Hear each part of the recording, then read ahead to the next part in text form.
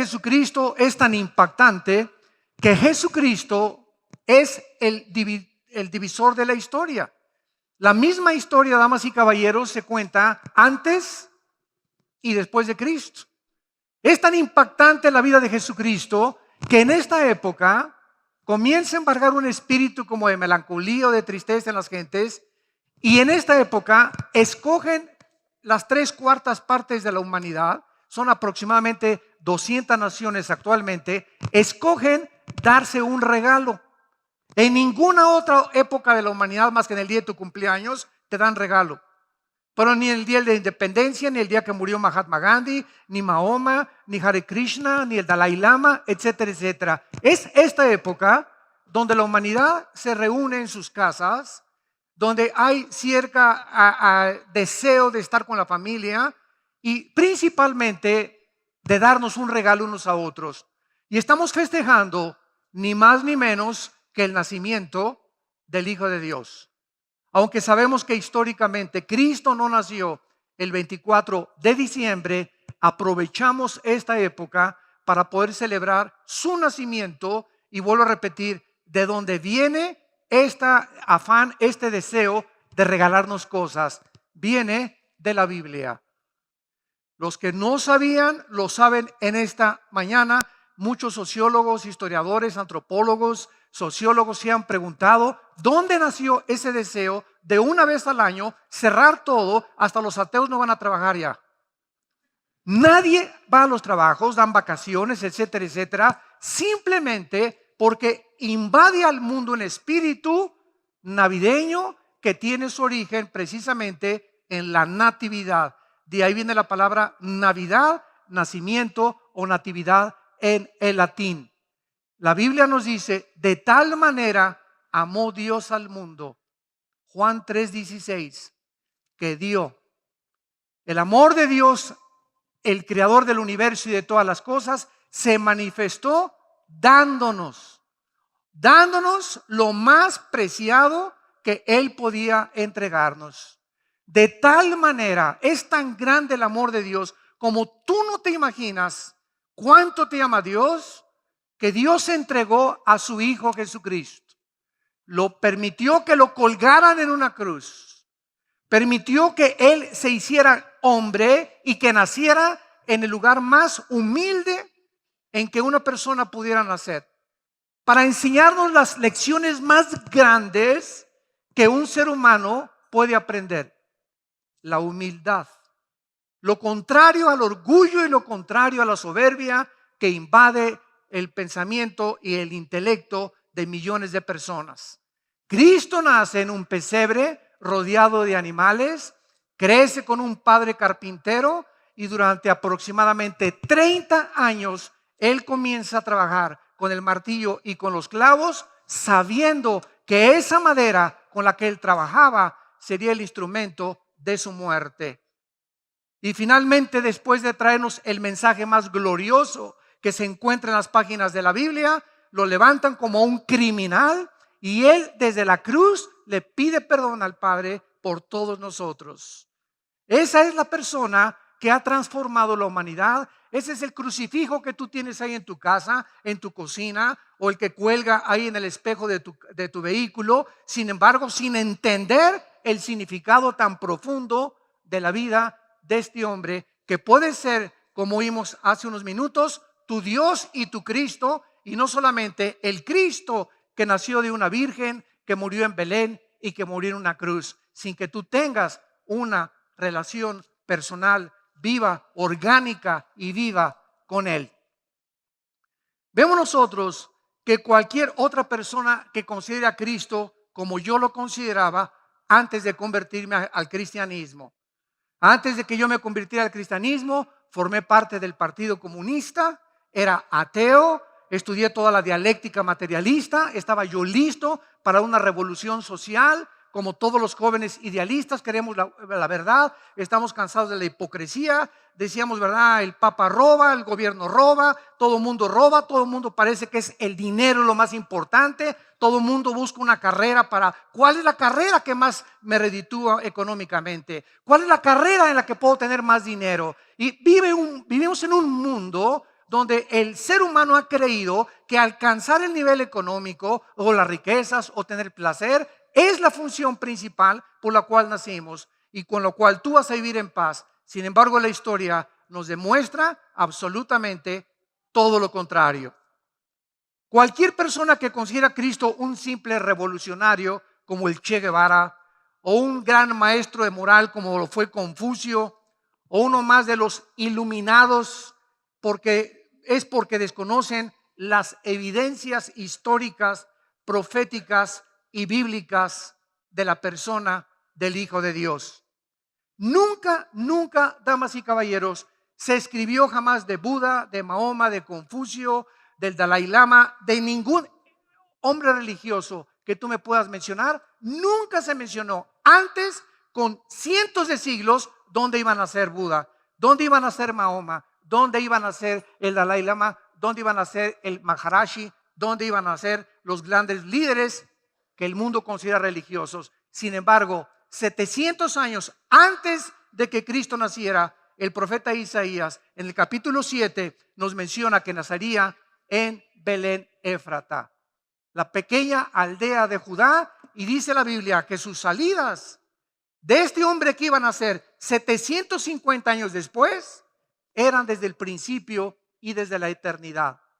La Biblia profetizaba con cientos de siglos de anticipación que el Mesías esperado por Israel, el hombre que Dios enviaría al mundo a mostrarnos el camino, la verdad y la vida, nacería en una aldea y que Él era eterno. Que Él no iba a nacer como tú y como yo nacimos. Cristo existía antes de que naciera en el vientre de la Virgen María. Él ya existía desde la eternidad y se hizo hombre y regresó al Padre como Él lo enseñó a los discípulos. Nunca de nadie se escribió quién sería su madre. Se escribió que una virgen iba a concebir a el Mesías. ¿Dónde crecería? Su ministerio, su forma de morir, quiénes le crucificarían, su resurrección y ascensión, su segunda venida a este mundo a reinar eternamente. Busca el personaje que más admiras. Busca el escritor, el filósofo que tú más admiras. Esto fue lo que hice yo hace aproximadamente 37 años. Cuando mi hermano Alejandro, que se encuentra aquí, me presentó a Jesucristo en la Biblia, yo estaba completamente enemistado contra todo lo que era religión, todo lo que era religioso. Le dije yo a mi hermano, ¿sabes que hay más de 5,000, 6,000 religiones? Todas las religiones dicen que tienen la verdad. Esto me contradice filosóficamente porque esto me habla de un relativismo total en la filosofía. No pueden todas tener la verdad y todas decir que es la verdad. Entonces descubrí cuando leí Juan 14:6 que no era una religión la que yo estaba buscando, sino ese hombre que me decía: yo soy el camino, yo soy la verdad, yo soy la vida. Entonces pude principalmente en ese momento descubrir que Jesucristo no era una religión, más de las miles que existen, era un hombre, era Dios hecho carne, que me decía que Él era la verdad, el poseedor único y absoluto de la verdad. Y en ese momento recuerdo que en mi mente yo concebí estos pensamientos: este hombre fue un lunático, un psicópata, un maníaco, un loco, ¿verdad? Un esquizofrénico, o Él es lo que Él dice que Él fue, el camino, la verdad y la vida. Pero por favor no vengas con fue un gran revolucionario o un más gran maestro de moral, porque Cristo no nos deja esa alternativa ni esa opción. Él es Dios en la carne, o deséchalo para siempre y ponlo con toda la colección de tus ídolos que tú tienes. Pero Cristo es Dios, y si Él es Dios, ¿sabes una cosa? Tu vida está de por medio. Porque tú no sabes si hoy en la Navidad te mueres de un ataque al corazón después de tanto pavo que comas el 24. Esta es la época, ahorita veníamos de Toluca y no saben el accidente que vimos en la carretera. A las 4 o 5 de la mañana con la niebla, un carro se estrella contra un camión, quién sabe cuántas personas murieron. Es una época de accidentes, de suicidios. Es una época en la que la gente abusa del alcohol, abusa de la comida. Tú no sabes realmente si vas a vivir el año que entra, ni yo tampoco lo sé. Y como nuestra vida pende de un hilo, es la necesidad intrínseca en la que Dios nos llama a arrepentirnos y a entregarle nuestra vida al Salvador y a entender que solo Él puede transformar las fibras más íntimas de tu corazón. El libro que contiene la vida de Jesucristo es el libro más antiguo de la humanidad. Es el libro que se imprimió en la imprenta de Gutenberg. Es el primer libro impreso en la imprenta de Gutenberg, la Biblia. Es el libro más traducido a más lenguajes, a más dialectos, a más idiomas que cualquier otro volumen que tú puedas mencionar en la historia de la literatura. Es el libro que contiene los registros más antiguos de ciencia, de genética, de evolucionismo, de cómo, no el evolucionismo darwiniano, sino en la forma como el mundo va transformándose y cambiando hacia el mal, no hacia el bien. Es el libro más antiguo en los registros de física, de química, de literatura, de poesía, de arqueología, de antropología, de psicología. Hace unos meses nos invitaron a Guayaquil, Ecuador, a dar una conferencia a un grupo de psiquiatras y de psicólogos que organizó en un hotel esta conferencia porque estaban ansiosos de saber qué es lo que la Biblia dice de la psicología, qué dice la Biblia de la física, cómo es posible que hasta 1860 Gregorio Mendel descubriera las leyes de la herencia y la Biblia hace 4500 años nos establecía las leyes genéticas de la herencia y de la biología, de la primera y la segunda ley de la termodinámica, de los principios de química, de física, de matemáticas, de la ciencia y la disciplina que tú me quieras mencionar. Pero al mismo tiempo es el libro más controvertido y más atacado de todos los que existen en la literatura. Esta es la razón por la cual los cantantes satánicos no agarran el Corán, ni el Tripitaka de Buda, ni el Veda de los persas, no agarran ningún otro libro sagrado cuando quieren burlarse de Dios, porque es la Biblia.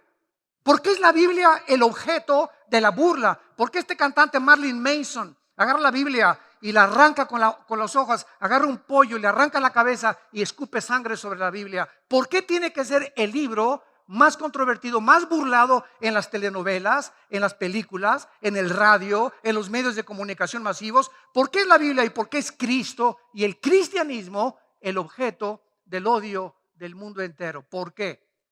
Porque es el único libro, damas y caballeros, que contiene verdades absolutas. No existe en los billones de volúmenes de literatura en el mundo un libro que contenga verdades absolutas. A la misma ciencia se equivoca y lo que era verdad para la ciencia hace 20 años, hoy no es verdad. Como Plutón hace 5 o 6 años, pues los astrónomos descubren que Plutón simplemente no se le puede considerar un planeta y lo sacan de los libros de la astronomía. Jacques Cousteau, el oceanógrafo francés, descubre en 1948 que no se transmitía el sonido debajo del mar y se establece oceanográficamente en los libros científicos de que el sonido no se transmite debajo del mar. En 1955 se hace otro dispositivo mucho más evolucionado que demuestra que hasta las langostas se comunican entre ellas o emiten sonidos debajo del mar. Y así lo que era verdad hace 20 años, hoy no es verdad. La Biblia es hoy y para siempre y por todos los siglos la palabra de Dios.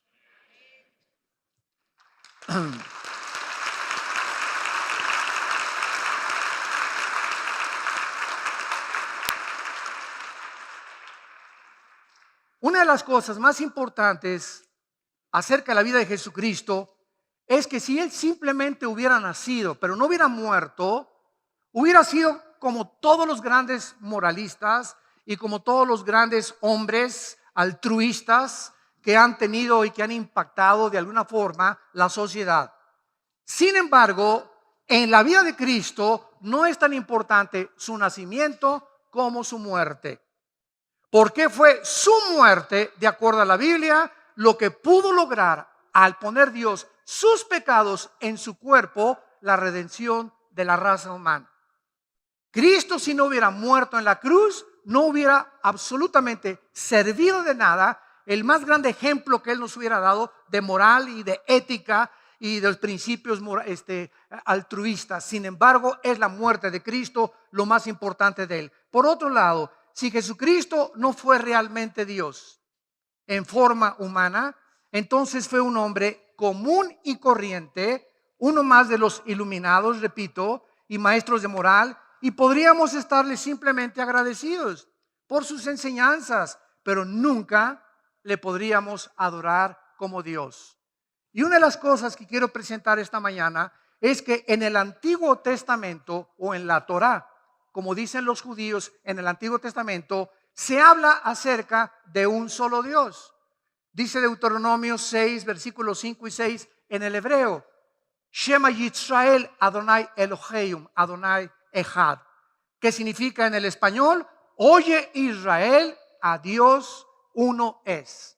A Dios uno es. Entonces, en el Antiguo Testamento, Dios nos muestra que es uno, como dice Isaías capítulo 42, y dice aquí la Biblia en el versículo 8 en el Antiguo Testamento: yo Jehová, este es mi nombre, y a otro no daré mi gloria, ni mi alabanza a esculturas. El Dios del Antiguo Testamento, Jehová, Yahweh, que en el hebreo significa yo soy el que soy. Este es el nombre de Dios: Emmanuel, príncipe eterno, Dios fuerte. Todos son títulos que se le dan a Dios. Tú te puedes llamar Juan Pérez y eres licenciado en economía. Licenciado no es tu nombre, es un título que tú tienes, pero tu nombre es Juan. Entonces el nombre de Dios es Yahweh, que no tiene vocales en el original hebreo. Por eso los judíos no se atreven a pronunciar el nombre de Dios, porque no tiene vocales en el original, pero significa yo soy el que soy. Esto se llama el tetragramatón, o sea, son 4 consonantes que forman el nombre de Dios. Y este nombre que Dios le dio a Moisés: dile al faraón que yo soy, el que siempre ha existido, el que no tiene principio ni tiene final. Todos ustedes, dice la Biblia, como raza humana, han entrado en el principio de la creación al tiempo. El tiempo antes de la creación no existía. Entonces, eternidad no significa que Dios siempre ha existido en nuestro tiempo. El tiempo tuvo un comienzo, la materia y el universo, y tendrá un final.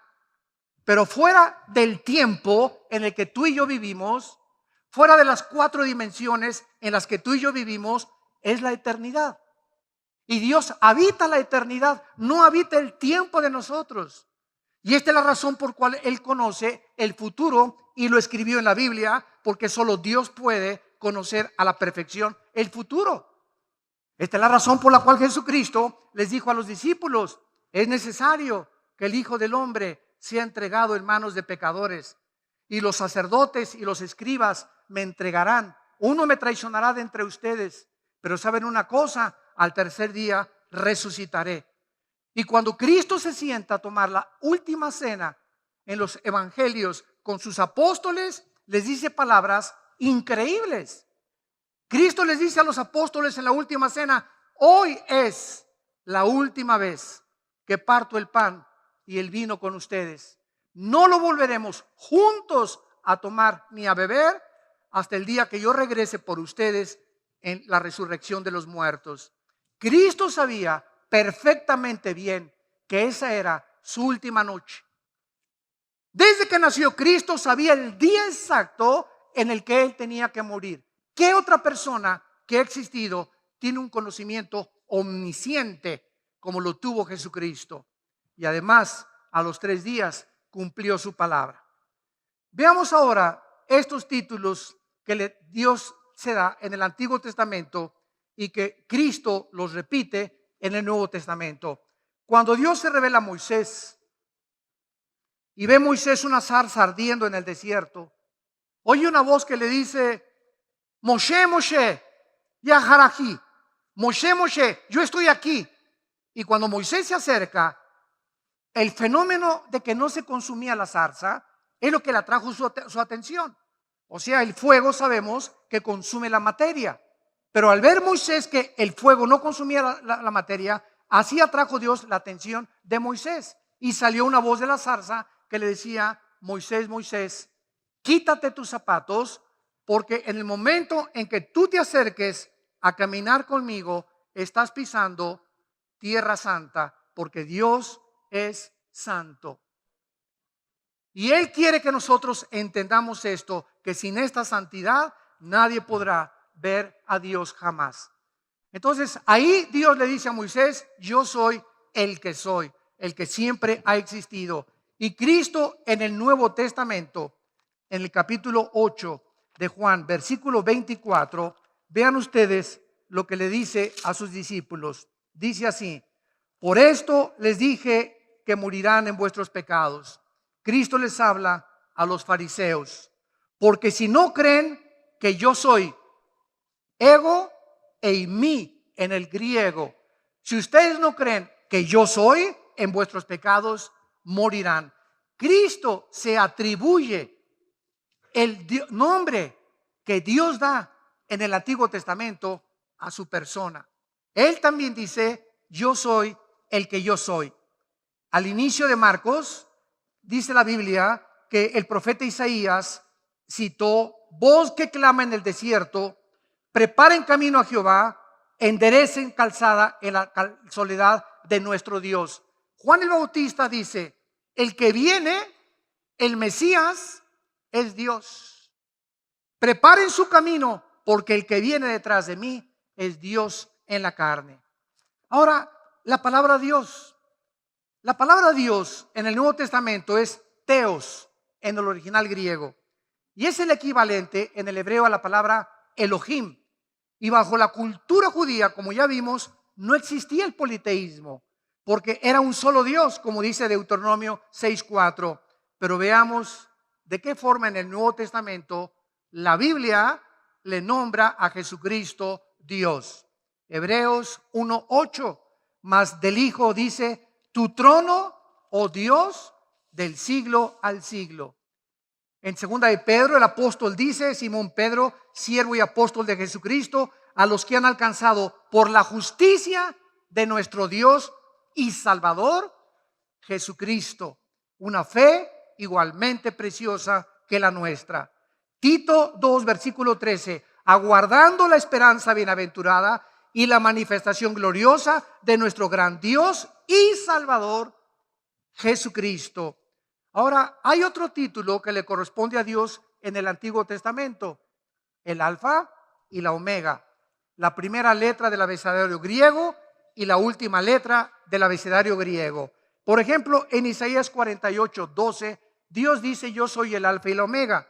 Y cuando vamos nosotros al libro del Apocalipsis, encontramos de una forma extraordinaria, en el capítulo 1, versículo 17, que le dice Cristo resucitado al apóstol Juan: cuando le vi, caí como muerto a sus pies, y él me puso su diestra sobre mí, diciéndome: no temas, yo soy el primero y yo soy el último. Los títulos que le corresponden a Dios. Y además, el Dios del Antiguo Testamento dijo claramente en Isaías 43:11: yo soy Jehová, y fuera de mí no hay quien salve. Y en Lucas 1:47, Cristo es nombrado el Salvador del mundo.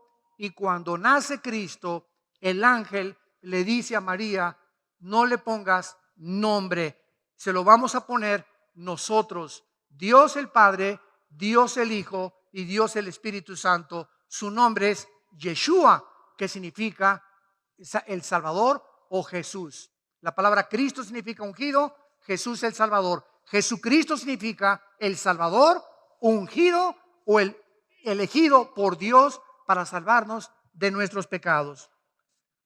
Ahora, una de las cosas que le pertenecen a Dios y que el diablo no tiene, ni los ángeles, ni los papas, ni Abraham, ni Isaac, ni Jacob, son los atributos divinos. ¿Qué son los atributos? La omnisciencia, solo Dios conoce todas las cosas.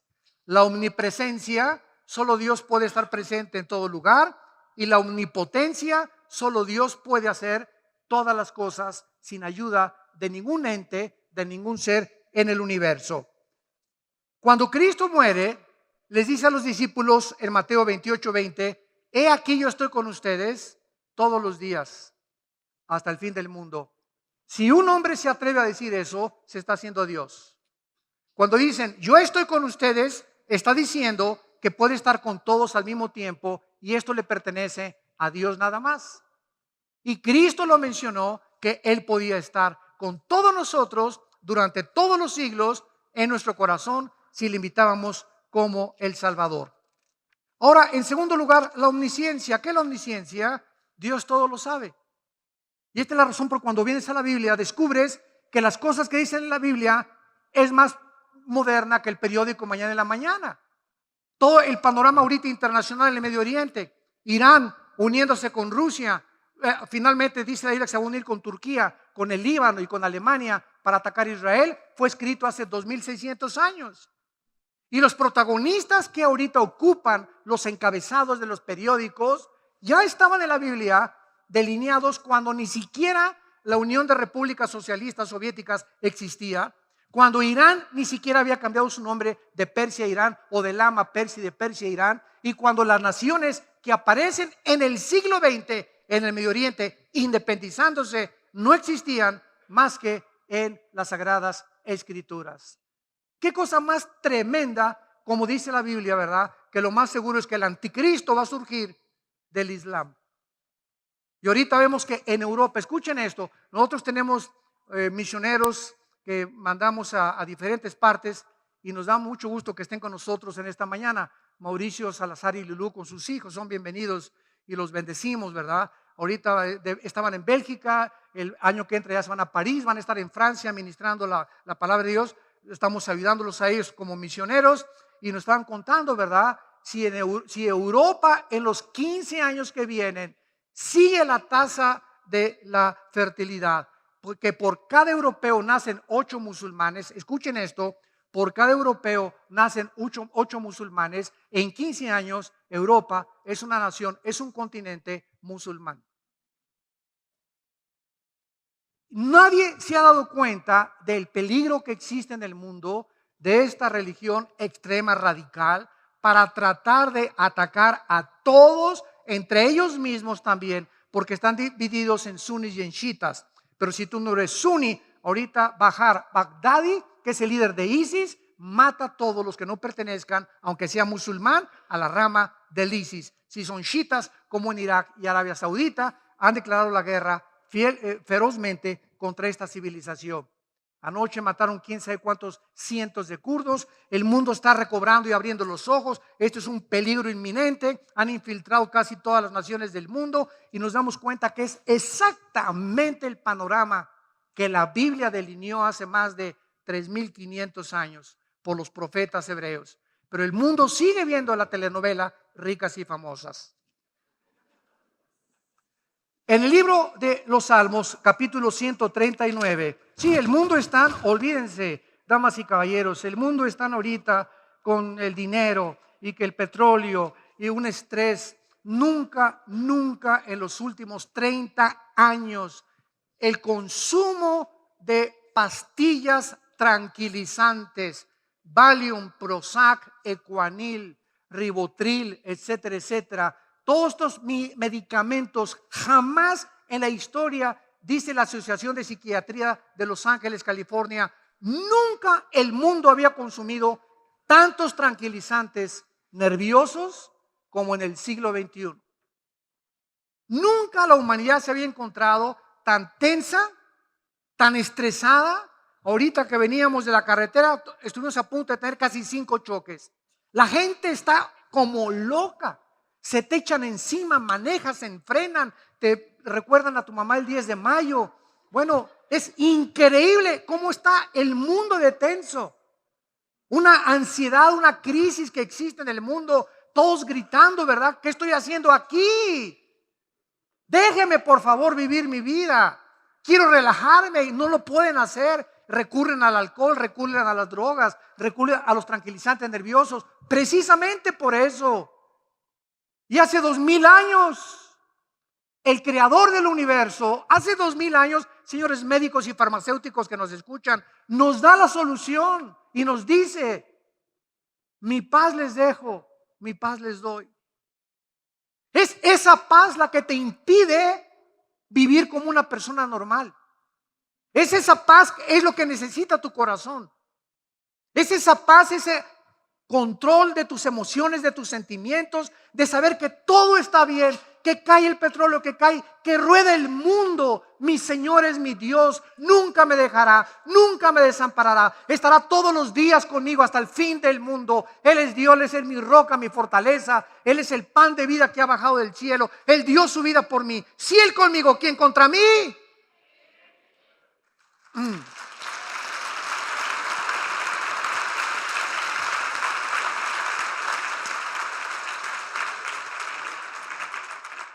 Es increíble. Sin la paz, sin esa paz, no podemos, escúchame muy bien, tomar decisiones coherentes, cuerdas. Todas las decisiones que los seres humanos toman bajo el enojo, bajo el alcohol, bajo el estrés, bajo la ansiedad, son decisiones que nos arrepentimos de ellas tarde o temprano. No podemos sin esta paz venir a estudiar la Biblia. Porque el Espíritu Santo es un espíritu de paz. Y para que yo pueda venir a la Biblia y entender la Biblia, necesito estar en paz con Él. Mi vida tiene que estar tranquila. Mi conciencia no me puede culpar ni atormentar ya. Porque mis pecados han sido puestos en la cruz. Pasados, presentes y futuros. Yo tengo que venir a la Biblia con una conciencia tranquila. Es la sangre de Cristo la que me puede conectar con Dios y con la Biblia. Porque es la palabra de Dios. Pero si yo vengo como pepita en comal y con ansiedad y todo, y Señor ayúdame, me contesta Dios desde el cielo: primero tranquilízate, sereno moreno. Cálmate y hasta que estés tranquilo, comienza a alabarme 5 o 10 minutos, comienza a reconocer que soy Dios, comienza a entender algo que sin fe es imposible agradar a Dios.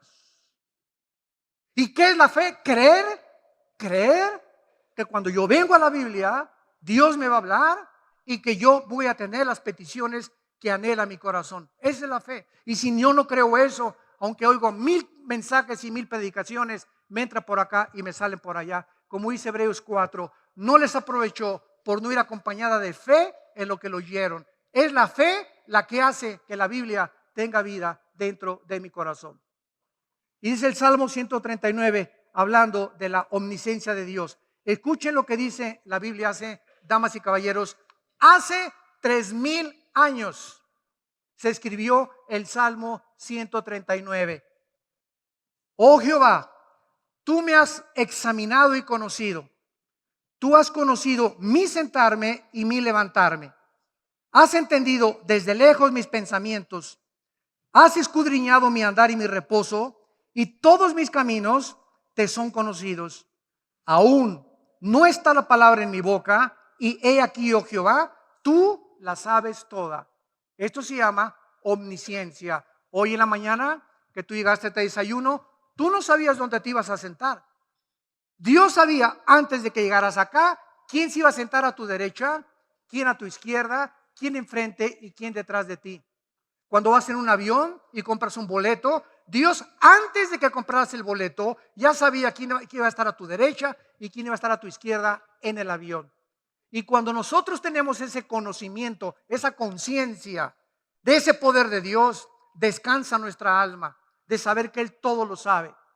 Que la esposa con la que me casé, el esposo con el que me casé, formaba parte de su plan si nos casamos en su voluntad, desde luego, y creyendo que Él era el Padre Dios de Jesucristo.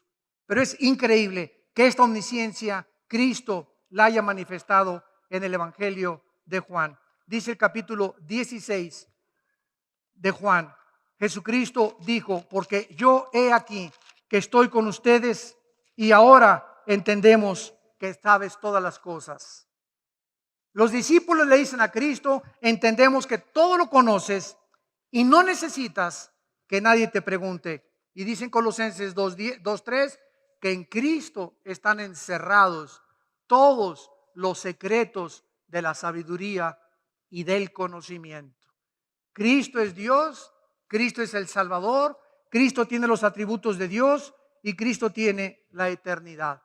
Y finalmente, damas y caballeros, Cristo es la única persona que podemos adorar.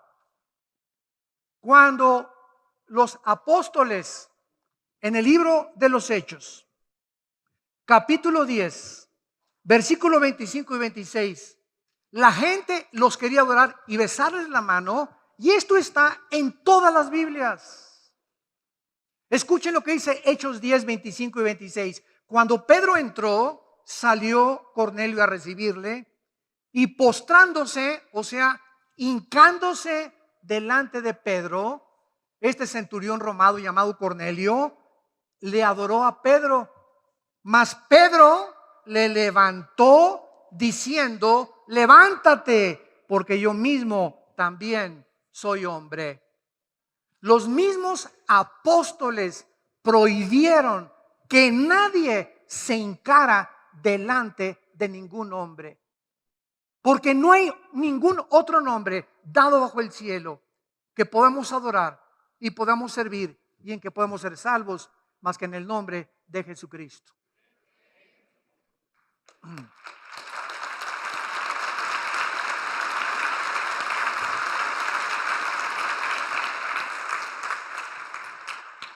Y al terminar la Biblia, cuando el apóstol Juan, exiliado en la isla de Patmos, que es ahorita el mar Egeo, enfrente del mar Egeo, se encuentra todavía Patmos, cuando vayan a Israel, pasen a visitar Patmos, ahí fue donde murió el último apóstol de Cristo, el último de los apóstoles.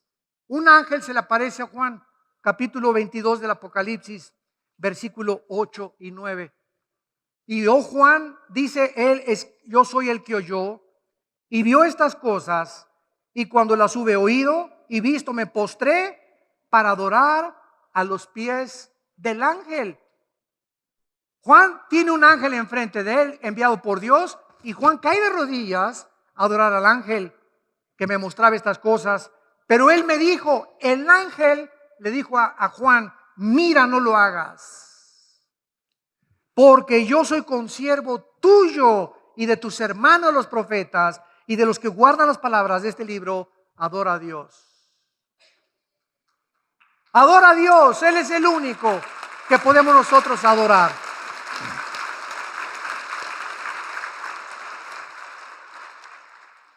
Y la final pregunta es la que me hizo hace algún tiempo un musulmán. Él me dijo: ustedes los cristianos, en un debate que tuvimos en el radio, una estación muy famosa en México, me quiso atacar diciéndome: ustedes los cristianos dicen que Jesús es Dios, ¿verdad? Y le contesté: así es, Señor, Cristo es Dios en la carne. Y él me contestó: bueno, ahí se ve ustedes que están equivocados, porque Dios no puede morir. Y ustedes dicen que Cristo, si era Dios, murió en la cruz. Y yo le contesté: bueno, simplemente es muy grande la ignorancia de usted, porque cuando usted estudia la Biblia, tiene que entender que Jesucristo era Dios porque Él existía antes y tomó la forma humana, y Cristo era 100% humano porque tenía que identificarse con la raza humana para poder identificarse con los pecados de los seres humanos, pero al mismo tiempo, cuando estuvo en la cruz, tenía que ser Dios, porque solo Dios nos puede perdonar los pecados. Y lo que murió en la cruz no fue Dios, fue Cristo, hombre. En su cuerpo fueron puestos los pecados, no en su espíritu. Antes de morir, Él dice: Padre, en tus manos encomiendo mi espíritu. Él no murió en el espíritu no puede morir. Murió el cuerpo de Cristo, porque fue en su cuerpo latigueado, sangrado, con espinas, convertido en un monstruo, lo que hizo que nosotros fuéramos eximidos de la ira de Dios. Entonces, lo que tú merecías pagar, Dios lo vuelca sobre la persona de su Hijo. Él recibe todas mis mentiras, fornicaciones, borracheras, drogas, abortos, robos, latrocinios, todo lo que tú hayas hecho, Él lo recibe en su cuerpo. Escuche el amor de Dios para que tú puedas, culpable como yo lo era también, ser declarado sin que lo mereciéramos, sin haber hecho ninguna obra, salvos y perdonados por la gracia de Dios.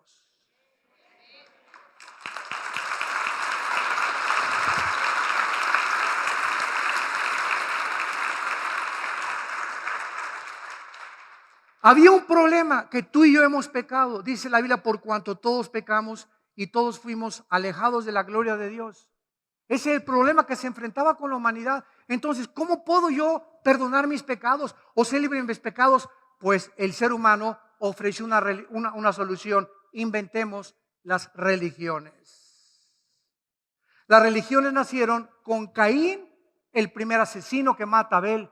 Ahí nacieron las religiones. ¿Qué son las religiones? El esfuerzo humano de parte nuestra. No sabemos culpables, sabemos que la conciencia nos atormenta y de alguna manera tengo que pertenecer a algún grupo que sea religioso para descansar un poquito y lavar mi conciencia y persinarme el domingo y de lunes a viernes portarme como hijo del anticristo.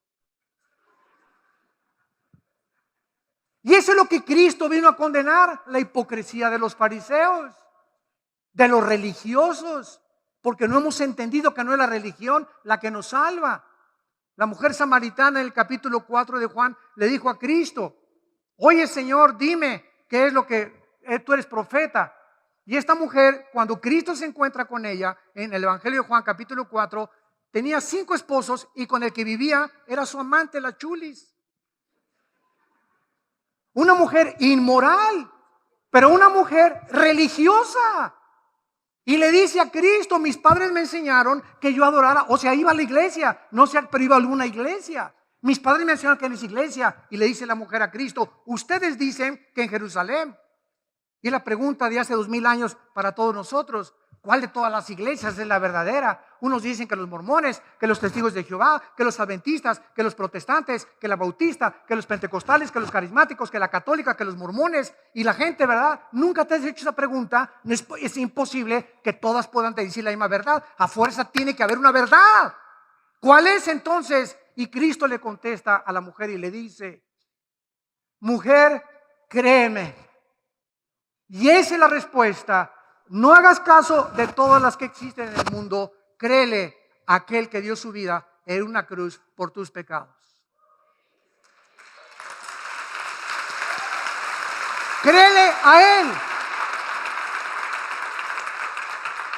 Él baja del mundo a sacarnos de esa confusión religiosa en la que el mundo está sumergida. Él viene a sacarnos de ese mare magnum en el que nos encontramos, filosófico, de las religiones. Y es el combate precisamente que ahora en el nombre de Alá mato y en el nombre de esto. Y siempre las religiones han usado la muerte en el nombre de un Dios, pero no es el Dios de la Biblia. Yo los enfrentamientos que tengo con los ateos siempre me atacan por eso. Es que en el nombre de Dios ha habido más muertes que nunca. Vean las Torres Gemelas, 19 radicales religiosos. Vean la Inquisición, medio millón de personas muertas porque no querían bautizarse por el Vaticano. Y vean las cruzadas, nos persiguieron, dicen los musulmanes, y mandaron los cruzados del Vaticano a matar a todos los moros y a todos los judíos en el nombre de Dios, con la cruz aquí pintada. ¿Cuál Dios? Al mismo Satanás se le llama Dios. Como me dijo una viejita: yo creo en Dios. Y le dije: ¿en cuál? Los hindúes tienen 6 millones de dioses. Entonces no basta decir creo en Dios. ¿En cuál Dios? Cristo baja y dice: esta es la vida eterna, que crean al Dios vivo y verdadero y a Jesucristo a quien tú has enviado. Y Cristo dice: todas las cosas me entregó mi Padre y nadie conoce al Padre sino yo y aquel a quien el Padre lo quiera revelar. Tú no puedes conocer a Dios sin antes encontrarte con la cruz. Sin antes entender que Dios en esa cruz nos estaba hablando y entregándonos y mostrándonos su amor y el perdón de nuestros pecados.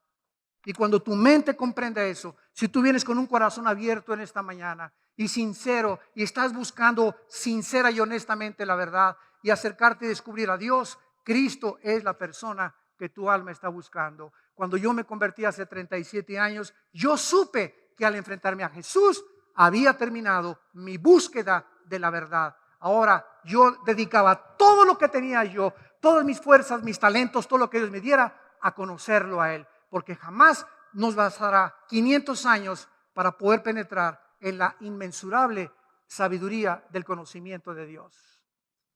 Y no hay una aventura más grande, como dijo el director del proyecto de la NASA en 1960, Vancouver, que dijo que iba a tratar de hacer que toda la gente pudiera encontrar a Dios para poder entender que es la aventura más grande a la que el hombre pueda dedicar sus talentos y todas las cosas que Dios nos ha dado. Conocer a Dios es la aventura más grande que el ser humano pueda tener, la más satisfactoria, la más profunda y la única que va a llenar tu corazón. Ni el dinero, ni las mujeres, ni el poder, ni la política podrán jamás llenar ese vacío con el cual fuimos creados, para que al descubrir a Cristo sepas que Él es la pieza del rompecabezas que solamente puede llenar nuestra alma y nuestro corazón. No quisieran muchos de ustedes en esta mañana venir a la cruz. No los invito a ninguna religión, los invito a una cruz, donde Dios entre el cielo y la tierra colgó a su Hijo. Y en medio del cielo y la tierra, ahí Dios en esa cruz nos dice, te amo. En que siendo aún pecadores, Cristo murió por nosotros. Mas Él herido fue por nuestras rebeliones, molido por nuestros pecados. El castigo que tú merecías y que yo merecía, no hay nada que lo podamos quitar. Ni yéndome a la villa 500 veces y sangrando mis rodillas, ni golpeándome con pencas de plátano en la espalda, ni metiéndome a un convento. No importa lo que el hombre haga, escuchen esto. Si hubiera alguna forma en la que nosotros pudiéramos reconciliarnos con Dios fuera de la cruz, la muerte de Cristo fue el desperdicio más grande de su vida. ¿Por qué tuvo él que morir? Porque era la única forma en la que Dios había escogido perdonarnos. Ni tú ni yo escogemos la manera de irnos al cielo. Estamos tan confundidos y ha corrompido el pecado tanto nuestra mente que es imposible que podamos nosotros escoger, pues voy a hacer esto para que Dios me acepte. Es Dios el que pone las reglas y Él dice, fuera de Cristo no hay quien salve. Y por eso es el ser más intolerante y controvertido de la historia, porque Él se adjudica el único camino a Dios. Pero tú puedes en esta mañana invitar a ese Cristo que a los 3 días se levantó de los muertos y venció la vida y venció la muerte, y durante 350 años el cristianismo conquista el imperio más grande de toda la historia, el imperio romano, con la predicación y anunciarle al mundo que Cristo vive y que cuando muramos seguiremos viviendo, unos en el cielo y otros en el infierno, desgraciadamente. Si Dios no castigara y no hubiera un infierno donde tú pagaras lo que no quisiste que Él pague en tu lugar, a Dios en su justicia sería el hombre más injusto, el personaje y el ente más injusto de la historia si Dios no castigara el pecado. ¿Cuántos nazis murieron sin ser castigados? ¿Cuántos ISIS mueren de un bombazo sin ser castigados después de haber violado niños, cortarle la cabeza a personas y se van a la otra vida? Jamás les no, sufrieron ni cárcel ni pena de muerte. ¿Cuántas personas han hecho lo malo y han muerto sin pagarlo? Millones de personas. Si no hubiera un juicio después de esta vida, sería la vida más injusta que hemos podido nosotros ver. Como me dijo una señora hace mucho tiempo, mire, señor Alducin, yo creo que Dios es bueno y yo no creo que Dios vaya a mandar a nadie al infierno. Y le dije, amén, doña Cholito, amén. Dios no manda a nadie al infierno, ellos se van solitos. Porque de tal manera amó Dios al mundo que ha dado su Hijo unigénito. De tal manera amó Dios al mundo que ha dado su Hijo unigénito, para que cualquiera de ustedes en esta mañana que crea en Él no se pierda, mas tengas la vida eterna. Dios te ama como tú no te imaginas. Él te ha estado buscando desde hace mucho tiempo y en su grande misericordia te ha traído a esta conferencia para que tú te vuelvas a Él y lo descubras y sepas por ti mismo. Aquí no hay nadie que te diga, me lavaron el cerebro, me convencieron. Tú tienes que probarlo por ti mismo y descubrir que Jesucristo vive. ¿Quieres hacerlo? Dile estas palabras con todo tu corazón, ahí desde tu lugar, con tu rostro inclinado. Les pido que inclinen su cabeza por algunos segundos y con tu rostro inclinado. La Biblia dice, este es el testimonio, que Dios nos ha dado la vida eterna y esta vida está en su Hijo. El que tiene al Hijo tiene la vida. El que no tiene al Hijo, aunque tenga una religión, no tiene la vida. Dios te ama y Dios nos muestra su amor en que estando en la condición de pecado, su Hijo Jesucristo paga con su sangre lo que nosotros nunca hubiéramos podido pagar con nuestras buenas obras. Dios nos regala esta salvación porque es gratis. Y Dios te dice que si tú le aceptas en tu vida, te dará el poder de dejar lo que tú estás haciendo contrario a sus mandamientos.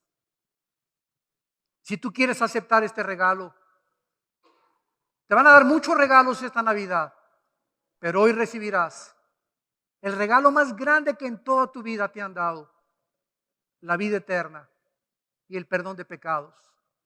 Porque el día que tú mueras, morirás en paz y sabrás que no fue en balde ni en vano haber hecho esta decisión que Dios quiere que tú hagas en esta mañana. Dile: Señor mío y Dios mío, perdona mis pecados. Creo que en esa cruz tú pagaste con tu sangre lo que yo nunca hubiera podido pagar con mis buenas obras. Te pido que entres a mi corazón en este instante como mi Señor y Salvador, porque creo que a los 3 días te levantaste de la tumba para decirme que así como tú vives, yo viviré contigo después de morir, porque vamos a continuar viviendo por toda la eternidad. Señor Jesús, gracias por lo que has hecho en mi lugar. Te invito como mi Señor y mi Salvador a mi vida. Te pido por mi matrimonio, por el bebé que traigo en mi vientre, por mis padres. Te pido por mis hijos. Oh Dios, que lo que estás haciendo conmigo esta mañana, lo hagas con ellos también. Que los traigas a tu conocimiento para que yo sea un embajador, una embajadora de tu gracia y tu perdón. En el nombre de Jesús.